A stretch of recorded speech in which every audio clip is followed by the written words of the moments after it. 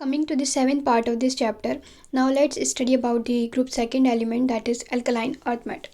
Group second elements की बात करें तो कौन कौन से एलिमेंट्स इसके अंदर आते हैं, तो beryllium, magnesium, calcium, strontium, barium and radium इसके अंदर आते हैं। ठीक है, अगर हम न्यूमोनिक की बात करें तो इसका न्यूमोनिक हो जाता है बेटा मांगे कार स्कूटर बाप रोए। ठीक है, दे फॉलो एल्कली मेटल, ये एल्कली मेटल को फॉलो करते हैं पीरियोडिक टेबल के अंदर। सभी मेटल सिर्फ बेरिलियम को छोड़कर क्या होते हैं, अल्कलाइन अर्थ मेटल होते हैं। फर्स्ट एलिमेंट जो बेरिलियम है ये बाकी सब एलिमेंट से, ग्रुप के बाकी सब एलिमेंट से डिफर करता है।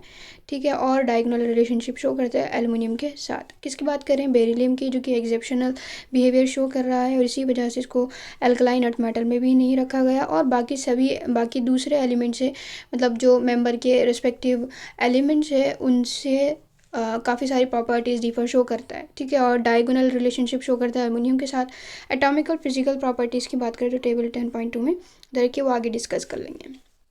इलेक्ट्रॉनिक कन्फिग्रेशन की बात करें तो इन एलिमेंट्स के अंदर 2 इलेक्ट्रॉन्स होते हैं एस ऑर्बिटल के अंदर। एस ऑर्बिटल जो वैलेंस शेल का है, इनका जनरल इलेक्ट्रॉनिक कन्फिग्रेशन में भी represented as NH2। Alkali metal की तरह कंपाउंड जो इन एलिमेंट होते हैं, एल्कली मेटल की तरह जो कंपाउंड्स इन एलिमेंट्स के होते हैं वो भी कैसे होते हैं, प्रीडोमिनेंटली आयनिक होते हैं। ठीक है, एल्कली मेटल्स के भी कंपाउंड्स कैसे होते हैं, आयनिक थे। सेम इसी तरीके से ये भी एलिमेंट जो कंपाउंड्स बनाते हैं वो भी कैसे होते हैं, आयनिक होते हैं। तो यहाँ से आप इलेक्ट्रॉनिक कन्फिग्रेशन देख सकते हैं। अब बात करते हैं हम एटॉमिक और आयनिक रेडियाई की। तो एटॉमिक और ionic radii alkaline earth metal की स्मॉलर होती है than those of alkali metal. ठीक है, एल्कली मेटल के करस्पॉन्डिंग अगर हम कंपैरिजन करें एल्कली मेटल और अल्कलाइन अर्थ मेटल में, तो एल्कलाइन अर्थ मेटल की रेडियस कैसी होती है, छोटी होती है as compare to the alkali metal. ठीक है, ये बात हुई इन दोनों के कंपेरिजन में। अब बात करते हैं हम, हाँ सॉरी, ये किस वजह से होता है, क्योंकि न्यूक्लियर चार्ज इंक्रीज़ हो रहा है इन एलिमेंट्स में, इस वजह से इनका साइज़ डिक्रीज़ हो जाता है as compare to the alkali metal. ठीक है, उसके कंपैरिजन में बता रहे हैं इनके न्यूक्लियर चार्ज बड़ा है, इस वजह से इनका साइज़ कम है उनके मुकाबले। ग्रुप के विद इन दी ग्रुप बात करें तो एटॉमिक और आयनिक रेडिया इंक्रीज़ होती है with increase in atomic number. ठीक है, विद इन दी ग्रुप बात करें तो एटॉमिक और आयनिक रेडिया इंक्रीज़ हो रही है with increase in atomic number. तो ये बात हो गई आयनिक रेडियो और एटॉमिक रेडियाई की, ये कैसे इंक्रीज़ हो रही है, जैसे जैसे एटॉमिक नंबर इंक्रीज़ हो रहा है। डाउन द ग्रुप क्या होता है, रेडियस इंक्रीज़ होती है। ठीक, बात करते हैं हम आयनाइजेशन एंथैल्पी की। तो अल्कलाइन अर्थ मेटल की आयनाइजेशन एंथैल्पी कम होती है जैसे अल्कली मेटल की कम होती है due to fairly large size of the atom. Atom के बड़े साइज़ होने की वजह से ये आयनाइजेशन एंथैल्पी बहुत ज़्यादा कम होती है, इलेक्ट्रॉन ये आसानी से लूज़ कर देते हैं। ठीक, क्योंकि एटॉमिक साइज इंक्रीज़ हो रहा है डाउन द ग्रुप जाने पर, तो आयनाइजेशन एंथैल्पी क्या हो रही है, डिक्रीज़ हो रही है। डाउन द ग्रुप जाने पर साइज़ बड़ा हो रहा है, जब साइज़ बड़ा हो रहा है तो आयनाइजेशन, जब साइज़ बड़ा हो रहा है तो आयनाइजेशन एंथैल्पी कम होगी। ठीक है, तो अगर हम फर्स्ट आयनाइजेशन एंथैल्पी की बात करें एल्कलाइन अर्थ मेटल की और ग्रुप नंबर 1 एलिमेंट की, दैट मीन्स एल्कली मेटल की। ठीक है, तो अगर हम आयनाइजेशन एंथैल्पी के कंपैरिजन कर रहे हैं एल्कलाइन अर्थ मेटल में और एल्कली मेटल में, तो first ionization enthalpy alkaline earth metal की ज़्यादा होती है। ठीक है, ये क्यों है, क्योंकि इनका स्मॉल साइज़ है as compare to corresponding alkali metal.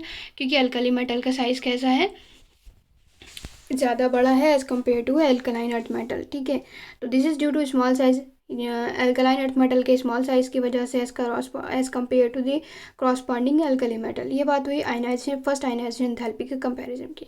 It is interesting to note that क्या सेकंड आयनाइजेशन एंथैल्पी जो एल्कलाइन अर्थ मेटल की होती है वो कम होती है than those of corresponding alkali metal. Second वाली जो सेकेंड इलेक्ट्रॉन होगा एल्कलाइन अर्थ मेटल के अंदर, उसको आसानी से लूज़ कर देते हैं as compare to the alkali metal. देखो एल्कली मेटल की जैसे हम सोडियम की बात करें या फिर लिथियम की बात करें, वो एक इलेक्ट्रॉन को लूज़ कर नोबल गैस स्कोर को अटेन कर लेते हैं। इस वजह से उनकी सेकंड इलेक्ट्रॉन जो निकलेगा वो एक्चुअल में एक नोबल कोर से निकलने वाला है, तो उसमें बहुत दिक्कत आती है। इसी वजह से एल्कली मेटल के अंदर जिन्होंने एक इलेक्ट्रॉन को लूज़ कर नोबल गैस कन्फिग्रेशन अटेन कर लिया है, उनको परेशानी आती है दूसरा इलेक्ट्रॉन देने में। तो इस वजह से second ionization enthalpy alkali metal की ज़्यादा है। तो जब ये कभी कोई कंपैरिजन करना हो तो then go to the electronic configuration. ठीक, ये बात हुई। आयनाइजेशन एंथैल्पी की बात करते हैं हाइड्रेशन एंथैल्पी की, तो एल्कली मेटल आयन की तरह hydration enthalpy alkaline earth metal ion की डिक्रीज होती है जैसे जैसे साइज़ बढ़ता जाता है। ठीक है, यानी कि साइज़ बढ़ता है, हाइड्रेशन एंथैल्पी कम होती जाती है। तो बेरिलियम +2 का साइज़ सबसे कम है तो उसकी हाइड्रेशन एंथैल्पी क्या है, सबसे ज़्यादा है। जितना साइज़ छोटा होता है उतनी ज़्यादा हाइड्रेशन एंथैल्पी आयन की क्या होती है, ज़्यादा होती है। Hydration enthalpy alkaline earth metal ion की ज़्यादा होती है than as compare to the alkali metal ion. Hydration enthalpy के अल्कलाइन और अल्कली मेटल के बीच में बात करें हम, तो इसमें क्या होता है, hydration enthalpy alkaline earth metal की ज़्यादा होती है देन अल्कली मेटल।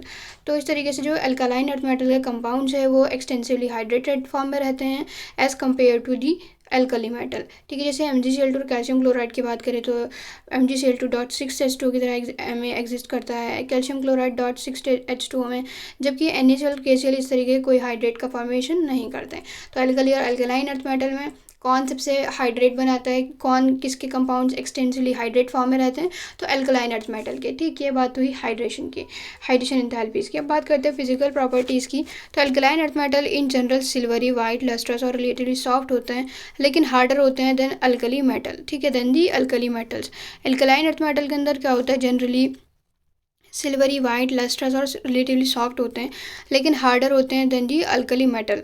बेरिलियम और मैग्नीशियम समवॉट ग्रेइश अपीयरेंस में होता है। बेरिलियम और magnesium appear to be somewhat greyish. Melting और बॉइलिंग पॉइंट इन मेटल्स का हाई होता है than the corresponding alkali metal. ठीक है, मेल्टिंग पॉइंट और बॉइलिंग पॉइंट इन मेटल का ज़्यादा होता है as compare to the alkali metal, क्योंकि इनका साइज़ क्या है, छोटा है।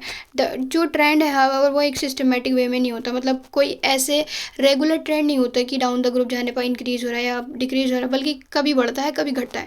तो एक सिस्टमेटिक मैनर में ये चीज़ देखने को नहीं मिलती है।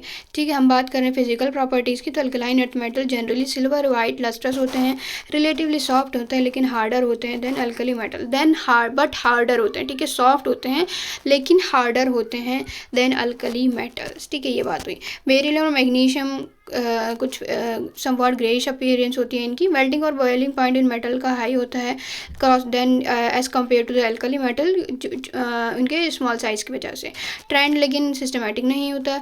लो ionization enthalpy, because of low ionization enthalpy ये स्ट्रॉन्ग इलेक्ट्रोपॉजिटिव होते हैं।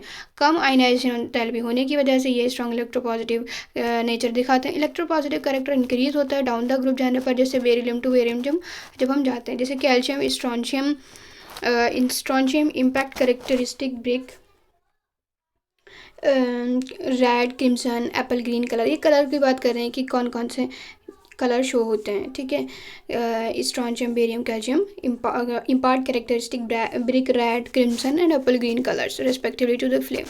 ठीक है, फ्लेम के अंदर इलेक्ट्रॉन एक्साइट हो जाते हैं। इलेक्ट्रॉन को जब हाई एनर्जी मिलती है तो क्या करते हैं, हाई एनर्जी लेवल पर जाते हैं, और जब ये वापस से उन हायर एनर्जी लेवल से वापस से ग्राउंड स्टेट में आते हैं तो ये क्या करते हैं, एनर्जी इमिट करते हैं, वो भी किस में, विजिबल लाइट की फॉर्म में। इलेक्ट्रॉन बेरिलियम और मैग्नीशियम के अंदर बहुत ही ज़्यादा स्ट्रांगली बाउंड हुए रहते हैं, ये फ्लेम से एक्साइट नहीं होते, और इसी वजह से ये एलिमेंट जब इनके इलेक्ट्रॉन एक्साइट ही नहीं होंगे और फिर वो वापस ही ग्राउंड स्टेट में नहीं आएंगे, दैट मीन्स कोई भी कलर विजिबल नहीं होगा। तो इस वजह से कोई भी फ्लेम को क्या नहीं मिलता है, ये कोई भी कलर इम्पार्ट नहीं करते हैं। तो फ्लेम टेस्ट कैल्शियम स्ट्रॉन्शियम और बेरियम के लिए हेल्पफुल होते हैं डिटेक्शन में, जब उनका डिटेक्शन आसानी से किया जा सकता है फ्लेम टेस्ट के थ्रू इन क्वालिटेटिव एनालिसिस। ठीक है, और एस्टिमेशन भी किया जा सकता है by flame photometry. Alkaline earth metal जैसे अल्कली मेटल होते हैं, इनकी इलेक्ट्रिकल और थर्मल कंडक्टिविटीज़ भी कैसी होती है, हाई होती है, जो एक टाइपिकल कैरेक्टरिस्टिक है मेटल्स की।